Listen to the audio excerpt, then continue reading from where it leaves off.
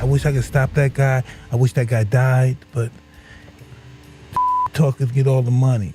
Talkers get all the attention. Yeah. Talkers get everything. We get a bad rap, but we get everything out.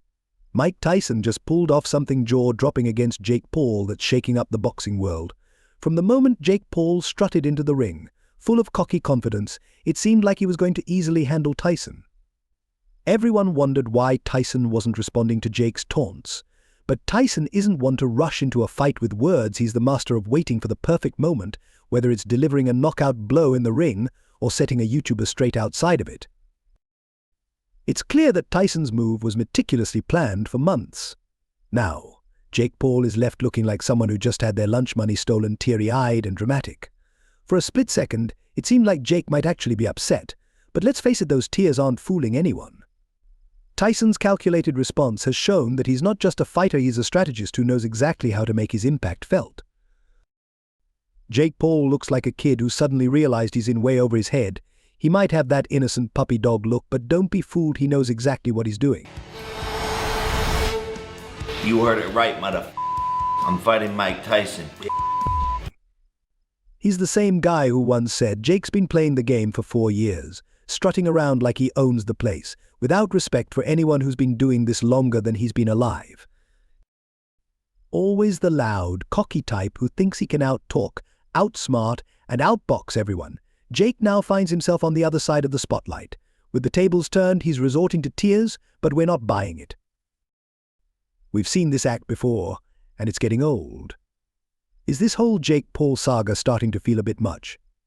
Despite his 11-fight record and 10 wins, including 7 knockouts, his drama is wearing thin. On the surface, Jake Paul looks like the next big thing in boxing, steamrolling through the ring with a trail of knocked-out opponents. But let's get real for a moment. Things start to look a bit fishy once you dig deeper. People aren't exactly lining up to cheer him on. Instead, they're questioning if his wins are as clean as they seem.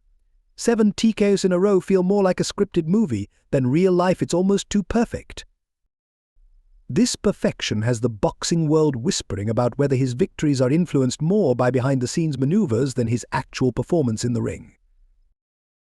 And then there's the Mike Perry drama, which only adds fuel to the fire. As soon as their fight ended, rumors of bribery and corruption began circulating, turning up the heat on Jake Paul's already controversial rise. Did Jake Paul really pull some strings to keep those TKO wins piling up? People are beginning to question if there's more to these sudden knockouts than meets the eye. Let's not forget, Jake wasn't exactly in peak condition during that fight, something Mike Perry was quick to point out. Despite carrying extra weight, Jake still managed to claim victory, which 185, I'm damn near perfect here. Perfect platinum at 185. So Darren Till, he ain't going to answer that call because he had time off too. Jake Paul, 230 pounds. Do I need to put some weight on and go fight somebody? You know, who? I'll fight anybody. Bare knuckle, they won't come do it with me. So what do I got to do? A star is born. I'm in Hollywood right now, bro. Put me in the movies. Don't nobody want to. Sounds a bit suspicious, doesn't it? It's almost like we've stepped into a cheesy sports movie plot. In the wild world of boxing, where money and fame often take center stage, anything can happen. The mere fact that these rumors are circulating is enough to cast a seriously shady cloud over Jake's so-called glorious winning streak. Winning fair and square is one thing, but when whispers of shady backroom deals and rigged fights start circulating, the whole situation begins to stink. Suddenly, it's not just about being the best fighter in the ring, it's about navigating a murky world where integrity might be the real underdog. Let's break down what a TKO, or technical knockout, really means. It's when the referee steps in to stop the fight, usually because the fighter isn't defending themselves properly or has taken too many hits. The ref calls it to prevent serious injury. But here's where things get sketchy. Dana White has weighed in, raising questions about the legitimacy of the fight. This adds another layer of suspicion to the situation, making people wonder if everything was above board or... Yeah. This guy's got 3 fights. He's got 3 fights again, you know. And I got to tell you, I don't know if I truly believe the Ben Askren thing. I have a hard time wrapping my brain around that. But yeah,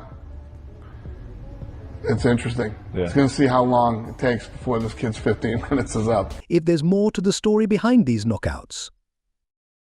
Unlike a classic KO, where a fighter is down and out, a TKO depends on the referee's decision to stop the fight.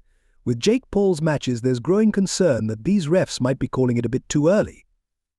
It often seems like they're stepping in with their whistles before the opponent even gets a chance to fight back, while Jake just stands there, racking up wins as if he's shopping at a discount store, barely breaking a sweat. It looks impressive on paper, but people are side-eyeing those victories. The drama doesn't end in the ring, though Jake now faces a fight with public opinion, and that's one battle he's not winning anytime soon. Instead of addressing the criticism, he seems to be dodging it, adding fuel to the skepticism. Instead of addressing the rumors directly, Jake Paul is playing the sympathy card. He's making statements like, "I lose faith in my generation and my peers," and lamenting about society's shortcomings. Seriously, Jake, blaming society. I lose faith in my generation and my peers and like us as a society and in a world just when I see that type of stuff and that type of stupidity. Yeah, it just sucks. For not buying into your sob story is like using the oldest trick in the book, playing the victim and hoping everyone forgets about the shady business surrounding you.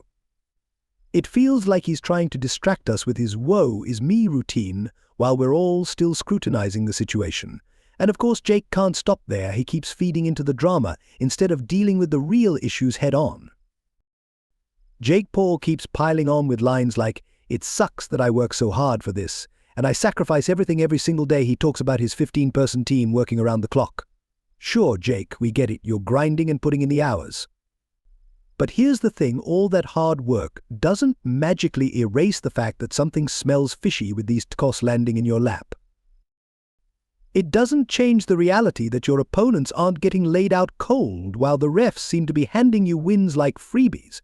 And let's be real, this isn't just another match for Tyson. This is Mike Tyson, a boxing legend who's not easily fooled. Mike Tyson is stepping back into the ring, not as an old legend. You still want to with me? 1, 2, 3, 4.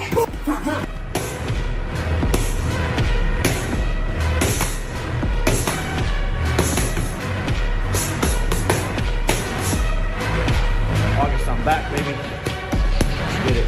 Legend chasing a quick paycheck, but as a powerhouse who still demands respect. Meanwhile, Jake Paul, with all his loudmouth antics and social media stunts, has no idea what he's gotten himself into. This isn't just another flashy YouTube stunt, it's the real deal, and Tyson is here to show everyone what true boxing looks like. One of Tyson's major issues with Jake among many is Jake's obsession with TKO victories. Tyson has been vocal about his disdain for such wins. In an interview on August 12, 2024, Tyson didn't hold back, criticizing TKO victories and emphasizing his commitment to authentic boxing. Tyson is clear about what he thinks of TKO victories. They're essentially a cop-out. According to him, TKO wins are a way to dodge the real test of a fighter's grit. Tyson views TKO victories as winning by default, where the fight is cut off just when things are about to get intense. The referee steps in, and suddenly the fight's over before anyone has truly had the chance to prove themselves. With 7 out of Jake Paul's 10 wins being TKOs, Tyson isn't impressed. He's not buying the hype for a second. To Tyson, these TKOs aren't signs of dominance or skill. They're The shit talkers get all the money. The shit talkers get all the attention. Yeah. The shit talkers get everything. We get a bad rap, but we get everything else. red flags. A real victory in Tyson's eyes means your opponent is flat on the canvas, staring at the ceiling with no chance of getting up. It's a clear, decisive win with no room for debate or shortcuts. Tyson's not seeing Jake's streak of TKOs as genuine achievements, just an example of boxing shortcuts. Putting the new KO-only rule on a pedestal has Jake Paul sweating bullets. He was strutting around, acting invincible and talking a big game, but Tyson's rule change brought him crashing back to reality. Word on the street is that Jake's camp is in full panic mode. Can you blame them? Jake's career has largely hinged on those TKO wins, where the referee steps in just when things start to get tough. Now, with this new rule, Jake has to step up in a way he's never had to before. This isn't about landing a few lucky punches and waiting for the ref to call it. It's about delivering a knockout punch that leaves no room for doubt. Raw power, precision, and a whole lot of guts. It's a challenge Jake hasn't had to face, but Tyson is ready to test him on it. Tyson isn't easing up on Jake Paul, he's ramping up the pressure with another twist: random drug testing. On August 26, 2024, Tyson announced that Jake would face surprise drug tests just a week before their fight. For Jake, this is a major headache. Already stressed about the co-rule, now he's dealing with the added stress of unannounced drug tests. It's a full-blown nightmare for him, making him question what he's gotten into. Dana White is adding fuel to the fire, further intensifying the scrutiny. Jake has been under the microscope for months, with whispers about the authenticity of his physique and stamina. With the threat of random drug tests looming, Jake finds himself with nowhere to hide, no chance for sneaky preparation or last-minute fixes. Jake Paul is now facing pure uncertainty with the threat of random drug testing hanging over him. The knowledge that he could be tested at any moment is likely eating him alive, shaking him to his core. His response to the news, however, didn't exude confidence.